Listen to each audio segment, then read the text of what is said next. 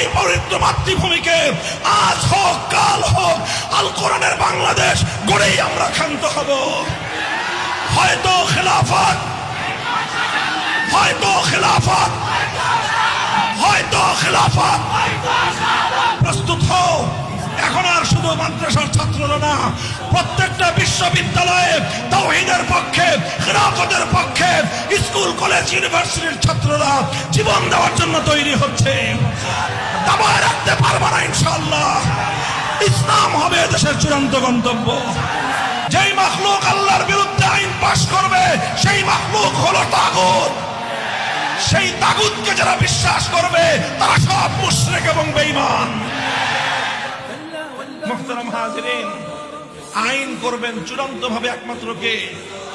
যারা এক আল্লাহর আইন মানবে তাদেরকে বলা হয় একত্ববাদী ইমানদার।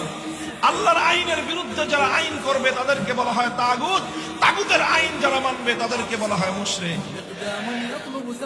মুহতারাম হাজিরিন, এইবার যদি আপনারা তালাশ করেন আপনাদের সমাজে এই ঈমান এবং এই যে তাওহীদ এবং তাগুতের যে পরিচয় আমি দিলাম, এই পরিচয়ের ম্যাগনিফাইং গ্লাস দিয়ে, এই পরিচয়ের যদি আপনি এই পরিচয়ের গ্লাস দিয়ে, ম্যাগনিফাইং গ্লাস দিয়ে, দূরবীন দিয়ে যদি আপনি খুঁজেন, আপনার সমাজে অসংখ্য অগণিত হাজি পাবেন বেঈমান। হজ করলে মানুষ ইমানদার হলে আবু জাহাল আপনার চেয়ে আমার চেয়ে কয়েক গুণ বেশি হজ করেছে। কমপক্ষে না হলে 50 বার হজ করছে সে জীবনে। এই আবু জাহেলরা 50 বার হজ করার পরেও ইমানদার না বেঈমান।